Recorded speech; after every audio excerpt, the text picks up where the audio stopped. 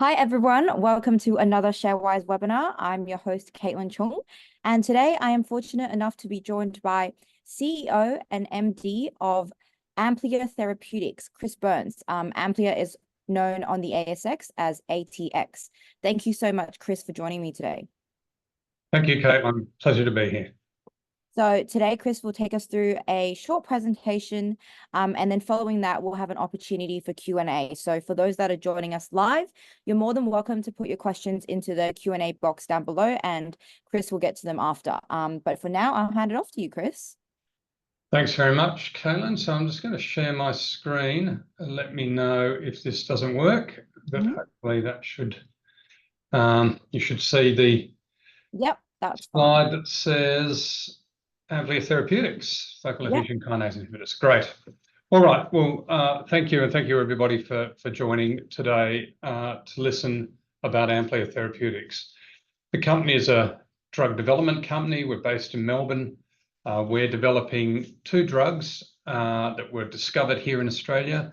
These drugs target a protein called focal adhesion kinase, or FAK as we call it, and they are being developed for the treatment of cancer and fibrotic diseases. We'll just move ahead through a safe harbour clause. Essentially, this is not financial advice. And this is the outline of the presentation today. So a little bit of a corporate summary, a little bit about narmefotinib, which is our lead agent, and FAK itself, and why we think this is such an exciting drug and why it's such an exciting target. And then a small amount of preclinical data, and then some of the clinical data we've developed over the last 12 months. And some really exciting data that has been reported recently to the market, and then our plans for the future.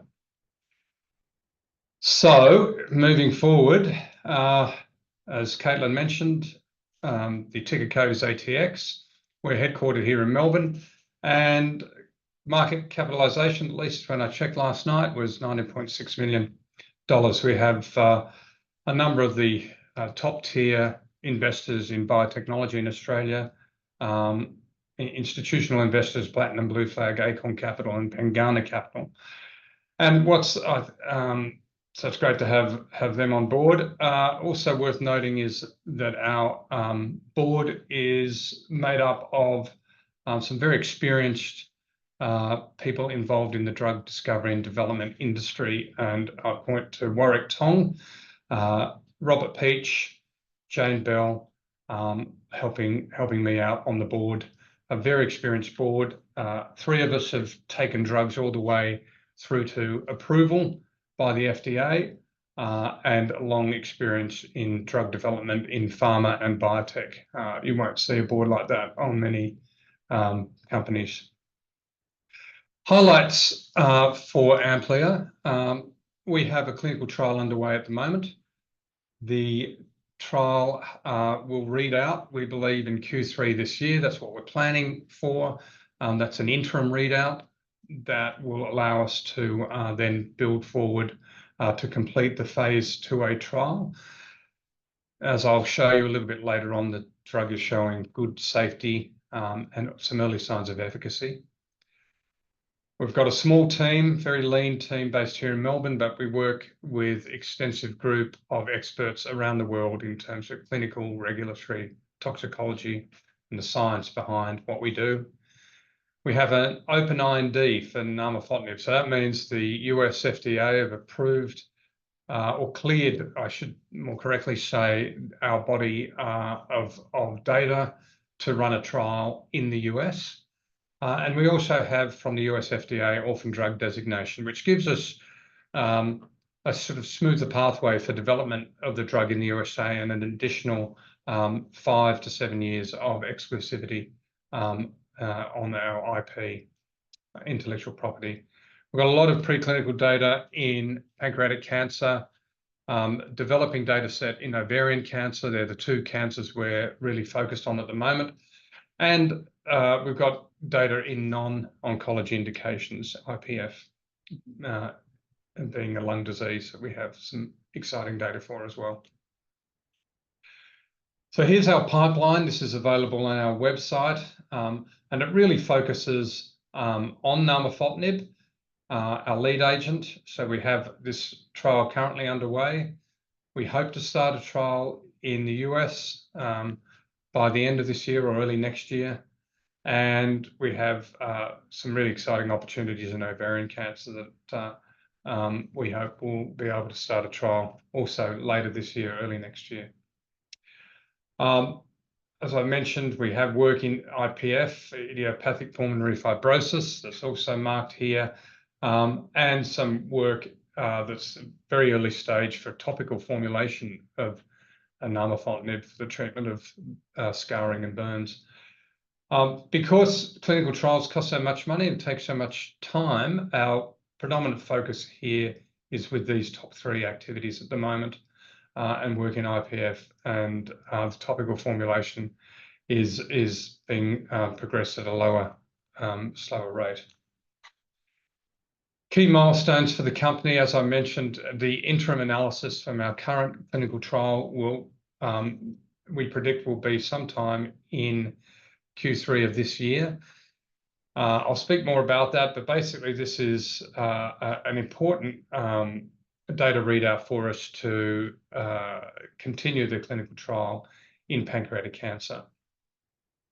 Work in ovarian cancer, we anticipate will start at the end of this year or early next year with collaborators in what's known as an investigator-initiated trial. So that's a trial that investigators would drive. And then we're looking to start a combination project again in pancreatic cancer in the US, but with a different combination therapy. The ACCENT trial, that's the one that's currently underway in Australia and South Korea, would read out in mid-2025. We're also aiming to do a regional partnering deal in the Asia-Pacific region in mid-2025. So let me tell you a little bit about FAK and namafotinib. So FAK is a protein that's overexpressed in a number of cancers where it drives things within the tumor cells, particularly around proliferation, survival in response to some kind of assault to the tumor cell, and tumor migration, and an increasing appreciation of FAK's role in drug resistance. And then outside of the cancer cell, in what's known as the tumor microenvironment, FAK controls things like fibrosis, angiogenesis, so supply of blood, and also the immune infiltrate into that tumor microenvironment, by which I mean how well does your body attack those particular cancer cells. So by inhibiting FAK, we have an opportunity to target both the cancer cells themselves, with these ones in grey and blue, but also to target the area around the cancer cell that often is developed by the cancers to actually avoid drugs and the immune system fighting against the cancers. So we have a sort of 1-2 punch, what we like to say, to cancer cells. And in particular, FAK is overexpressed in diseases like pancreatic cancer and ovarian cancer, but you also see FAK activity in bile duct cancer, liver cancer, gastric cancer. So there's a whole range of solid tumours where targeting FAK has a lot of opportunity. Our clinical studies are focused very much in pancreatic cancer at the moment, and as I mentioned, we hope to move into ovarian cancer shortly. This slide really speaks to the role of FAK upstream within the cell of survival and cell death pathways. So basically blocking FAK has a way of blocking these other processes that actually keep cells alive in response to cell stress. Our lead drug, namafotinib, discovered here in Australia and now being developed by us, an Australian company, is a highly selective and potent inhibitor of FAK. It is the best-in-class compound. There are 2 other FAK inhibitors being developed around the world, one by an American company, one by a Chinese company. When we stack those up side by side, our drug is superior, both in terms of selectivity, potency, and other activities. The drug has been shown to be given once a day, We have minimal risk of drug-drug interactions, so it can be combined with other drugs. And take all this data together, it is the best-in-class profile. So why are we excited about the drug in solid tumours? Well, we've done a lot of study around the world, but particularly with our collaborators at the Garvan Institute of Medical Research in Sydney. And here we've looked at our drug in combination, our drug in models of pancreatic cancer. And what this basically shows is that when you add our drug, we decrease the fibrosis, that sort of scar tissue that protects tumour cells in mice. This is a mouse experiment. And similarly, when you include our drug on top of standard of care therapy, we prolong the survival of mice that have been given human pancreatic cancer. So this is a very exciting finding, because this is a very aggressive cancer. And by adding our drug on top of these standard therapies, either gemcitabine and what's called nab-paclitaxel, we extend survival by about 35%. Or if we add it on top of FOLFIRINOX, we extend survival again. This is a standard representation of that data. This is a separate study, but it shows essentially that our drugs actually improve the type of immune cells that penetrate into cancer, into cancers that are carried by animals. And by doing that, you are then allowing the immune system to work against those cancers as well. So that's the preclinical work I wanted to touch on, but I really want to talk about the clinical data of our drug, because that's where things really get exciting when you're testing the drug in humans. We've done 2 trials to date. We've done a healthy volunteer study, and we have reported this data before, and we've now been working in pancreatic cancer patients. But I'll start with the healthy volunteer data, which is shown here. Essentially, this drug has been dosed to healthy volunteers and been shown to be safe, well tolerated. We get this excellent profile of the drug when you dose it to patients as a pill in the mouth. We get very clear levels of drug in the blood within a couple of hours. As you increase the dose, you get increased amount of drug in the blood. That drops away over about 24 hours. So the half-life of the drug is about 24 hours. Importantly, that you can look then in tissue, human tissue, and you can see the drug getting to the human tissue, doing what it should be doing, stopping the activity of FAK, which is what this data shows here. So, armed with that data, we move forward into our study of pancreatic cancer, which everyone knows is a really terrible disease. It's increasing prevalence around the world for a whole range of reasons. Even in the US alone, you get something like 64,000 diagnoses this year. In Australia, it's about 4,500 diagnoses a year. If you're diagnosed with pancreatic cancer, your likelihood of being alive in 5 years' time is about 13%. It's even worse if it's an advanced stage, and most times it is an advanced stage where your 5-year survival is about 3%. So clearly there's a lot of work we can do in pancreatic cancer to improve the outcomes for patients.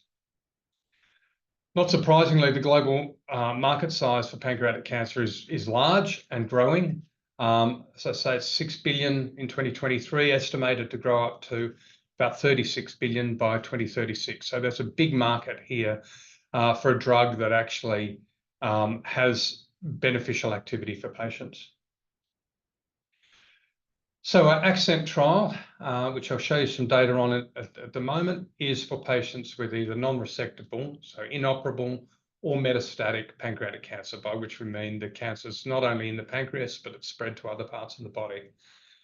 The drug is dosed in addition to the standard of care in Australia, which is 2 cytotoxic agents called gemcitabine and nab-paclitaxel. And basically, our drug, by targeting these processes both within the cancer cell and around the cancer cell, should enhance the activity of the standard of care therapies. And the way we dose the drug is shown here. We actually give the drug in the lead up to the weekly infusions of gemcitabine Abraxane. So gemcitabine Abraxane are given as infusions to patients. Our drug is given as a pill once a day. So that's how the trial is designed. We've finished the phase 1b portion where it was a dose escalation where we were looking for an efficacious and well-tolerated dose for patients. And I'll show you data from those 14 patients momentarily. We are recruiting the phase 2a trial, and I'm happy to report today that we've currently got 24 of 26 patients recruited. And we will be working towards an interim analysis, as I said, in Q3 of this year, where we're looking to see 6 or more complete or partial responses in those patients. Assuming we see that, then we'll move into the completion of the phase 2a, which is recruitment of another 24 patients. So the data over the 14 patients of the phase 1b, we had 3 cohorts of patients. So patients given 100 milligram doses, 200 milligram doses, or 400 milligram doses. So these are, just to remind you again, this is a pill taken once a day. All patients opted to stay on the trial after their first cycle. So that's great news. So patients didn't feel like the drug was problematic. We had 1 dose-limiting toxicity. So this was a patient who had nausea. This is not a side effect that we've seen with a lot of patients. And in fact, that's well managed with anti-nausea medication. The only side effect we think that is related to the drug, but not entirely confident, is fatigue, which is grade 3 or below. So remembering a lot of these patients are unwell and they're also getting cytotoxic chemotherapy, it's hard to tease this out, but we do think fatigue may be a side effect of our drug. But what we are seeing is some really exciting data when you compare to historical data for gemcitabine and nab-paclitaxel treated patients alone. And what we've done is we've taken all 14 patients, we've rolled them up into this analysis. And what we can see is of those 14 patients, 6 actually did record a partial response. 8 reported stable disease, both as best response. So that means all 14 patients had a response on this clinical trial, which is really exciting. And that's in green here. In the clear bars is what we would have anticipated based on historical data for patients treated with gemcitabine and Abraxane alone. So that's really very promising data. It's a small data set and it's not powered for efficacy, but the trend is definitely promising, particularly when you think there wasn't a lot of side effects for our drug. And this is another way of looking at the data, 2 different formats here. This is the number of days on treatment, and each bar is a patient. And you can see a number of patients stayed on drug for getting out to 10 months, which is fantastic. Normally, you would think patients would progress, and we would predict patients would progress off a trial in about 5 months. So we saw a number of patients go well beyond 5 months. There's 1 patient still on trial from that 1b trial, which is fantastic, and they're getting out now, so 8 months on trial. And then secondly, I wanted to look at this plot. So this is the best response. So we're looking at how well patients respond to the drug, and we've color-coded this by the actual dose to drug the patients are receiving. And what you can see, partial response is 30% reduction or more. And you can see of the 6 patients that respond, 4 of those were on the top dose. So 4 out of 6 patients are getting a 400 milligram dose. So that's very, very exciting to see that there's a dose dependency to the response. Again, speaking to the drug working in the way we think it's working. This is not a random response at all. So the top responders either on 400 milligram or 200 milligram dose. This patient was the patient who actually had that nausea that I mentioned. So they started at 400 milligrams. After the nausea event, went down to 100 milligram dose, and they also had a very good response. These 3 patients here were all dosed on the 100 milligrams, so they got the lowest dose. So you know, they saw a response, but it didn't pull them into this partial response category. So in summary, we have you know, some really exciting data already with our current ACCENT trial, where we're combining our drug with gemcitabine and nab-paclitaxel, or Abraxane as it's known. we have this US FDA cleared opportunity to look at a combination of our drug and FOLFIRINOX in the US. And while I haven't shown you any data to date, there is some on our website. We've got some really promising early data in preclinical models in ovarian cancer, and we think that's a really exciting opportunity. As do, to be honest, a number of clinicians, and we're talking to clinicians now in both Australia and the US about running a trial in ovarian cancer. We have evidence in preclinical studies for opportunities in a range of other tumours or in combination with other agents that I won't speak about today. The competitive field, as I mentioned, there's two other drugs currently in the clinic, one from the US company Veristem, one from the Chinese company Inxmed. We compare very favourably with these two drugs, as mentioned, so we do believe we're best in class. So highlights again, best-in-class agent, orphan drug designation in both pancreatic cancer and IPF from the US FDA, demonstrated safety and tolerability in healthy volunteers and now in patients, and early signs of efficacy in our pancreatic cancer trial. We have an open IND allowing us to conduct a trial in the US, and we have a strong IP position. So with that, I'm happy to end the presentation and take questions. So thank you, Caitlin. Thank you so much, Chris, for that. And thank you to everyone that's joined us. For those that have joined us late, please feel free to pop in any questions in the Q&A box for Chris. But I'll get us started. So why is it that there's a focus on ovarian and pancreatic cancer specifically? Great question. So as I mentioned, we do see this protein is overexpressed in a number of cancers. It's most overexpressed in ovarian cancer, so that's a really obvious cancer to go after. It's overexpressed in pancreatic cancer as well, and indeed in any solid tumour where you have this fibrotic shield that protects the cancer. So ovarian and pancreatic are two of those cancers that have not only high expression of FAK, but they also have this fibrotic microenvironment that limits the efficacy of other drugs. Okay. And the namafotinib, I hope I pronounced that correctly. Yes, perfectly. So just to confirm, is it taken in conjunction with the gemcitabine Abraxane or independently?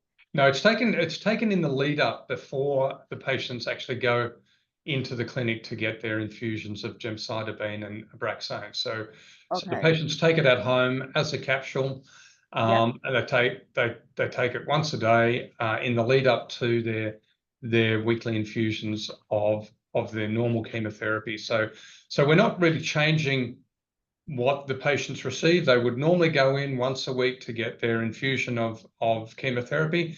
We're just giving them a drug in the lead up to that. It seems to be well tolerated by patients and makes the chemotherapy work better. At least that's the theory we're working on, and that's some of the preliminary data we've seen. Understood. And I know you mentioned the side effects of nausea and fatigue. Are there any other expected side effects? Well, look, chemotherapy itself can be quite toxic for patients. So they can be the standard kind of toxicities that you often hear about. People may be nauseous, maybe vomiting, maybe diarrhea, these kind of side effects. We haven't seen the incidence of those side effects changing on top of what you would normally expect for patients taking this chemotherapy. So our drug doesn't appear to be adding significantly to the toxic burden for these patients. And we have a question submitted here that I believe you already answered, but I'll repeat it. How many patients are currently enrolled? How many patients are currently enrolled or recruited into the 2A trial? I believe you said it was 14. No, it's 20. It's 24 of 26. So I'm thankful for that question because it allows me to elaborate a little bit. So I mentioned we're seeking to show that we have 6 or more partial responses to allow us then to recruit another 24 patients. So that would be 50 patients all up for the phase 2A trial. So we've got 24 of 26. We're already assessing those patients as the trial goes on. And I won't give you any update on what that data looks like at the moment. But as soon as we see 6 partial responses that are confirmed, so that means over a 2-month and 4-month period, we will be able to move ahead into recruiting the remaining 24 patients. So we're looking to get 26 initially. We've got 24. A number of those patients have been on the drug now for since January, so we're already getting data, and we hope that we'll be able to see 6 partial responses that are confirmed, by the end of Q3 this year.